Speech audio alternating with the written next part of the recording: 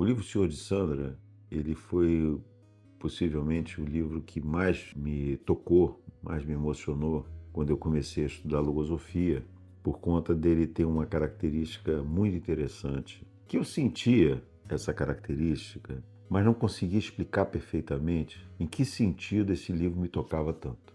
Tempos depois saiu uma primeira versão em português, até então só se podia ler em espanhol. Estava publicado em espanhol, na língua original do autor da logosofia, do criador e do autor do livro, Carlos Bernardo Gonzalez Pecote. E eu, então, comprei uma edição, um volume, né? E presenteei meu pai para que ele conhecesse esse livro que tinha me tocado. E o meu pai é uma pessoa que tem uma certa avidez com o que ele recebe em termos de livro, ele já começa a ler. E ele, ao ler o livro, eu fui até ele em um determinado momento e perguntei se ele estava gostando. Ele falou que estava gostando, achava o livro muito interessante, gostava dos personagens. E teve um momento que meu pai fez uma observação que me ajudou a explicar o que estava acontecendo comigo. Por quê?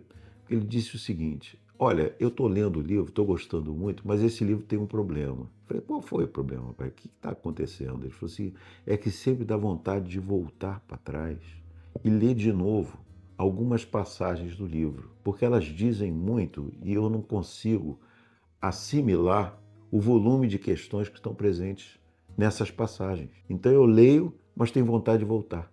Leio e tenho vontade de voltar. E aí ele, de certa forma, explicou o que eu estava sentindo.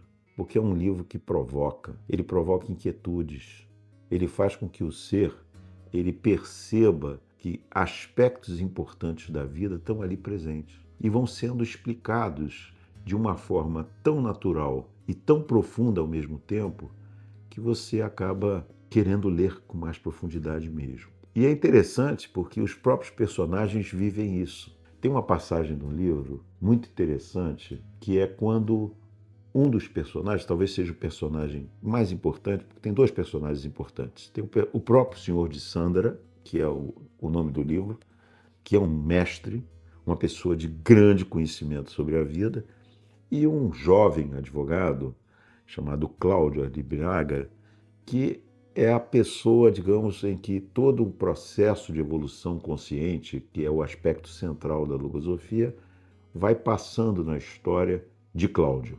É um momento em que o Cláudio vai vivendo suas próprias transformações. E os amigos de Cláudio convidaram Cláudio para ir a uma reunião numa casa de um senhor, que era pai de um dos amigos, que tinha chegado da Europa e tinha notícias a respeito do Senhor de Sandra.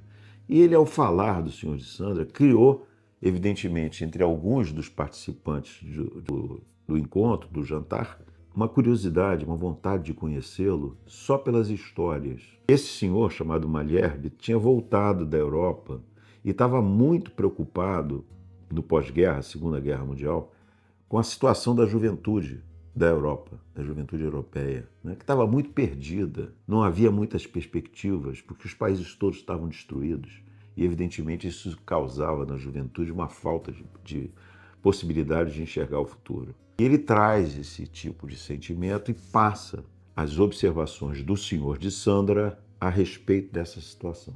Cláudio volta para casa e, por acaso, que não é acaso, ele encontra um mordomo. Esse senhor tinha, por acaso, lido livros do senhor de Sandra, que era um autor.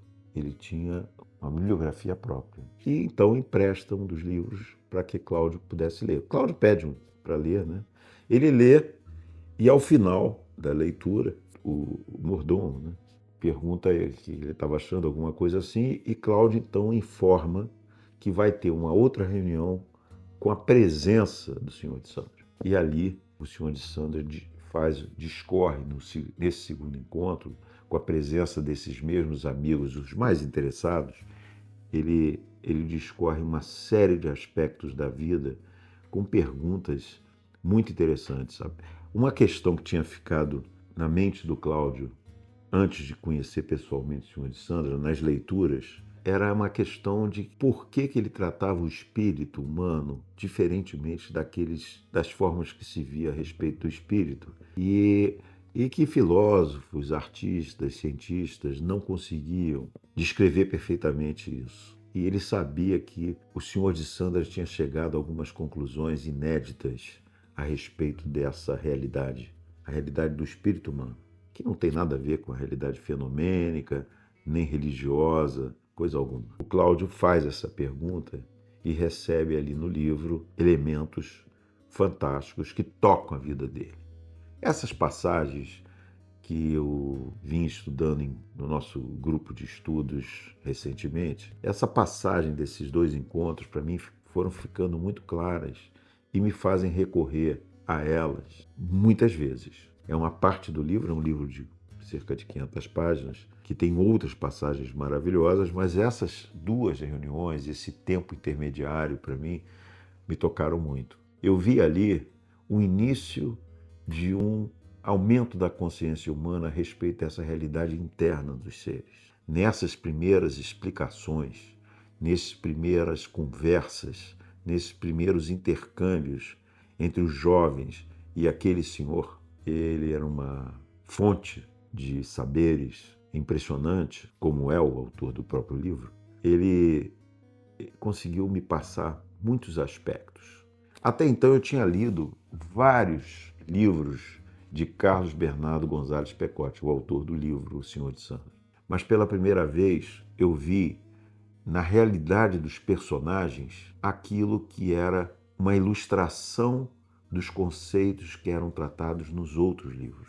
Foi ficando claro para mim que era possível conhecer com mais precisão cada um daqueles conceitos, porque esses conceitos estavam vivos nas histórias, nos momentos da história que está ali revelada, né? Do conhecimento dele da primeira namorada, depois do matrimônio, do que vai acontecer até a primeira filha, e aí todas essas passagens em que os conflitos internos, né, a relação entre o instinto humano e o espírito humano foram, para mim, formas de explicar essa realidade da vida grandiosas e que eu fui, aos poucos, e ainda estou tentando experimentar. Então isso para mim foi uma grande chave. Eu passei a fazer uma leitura diferenciada, porque é uma leitura consciente. É uma forma de ler um livro como esse, sabendo das repercussões que esse livro pode trazer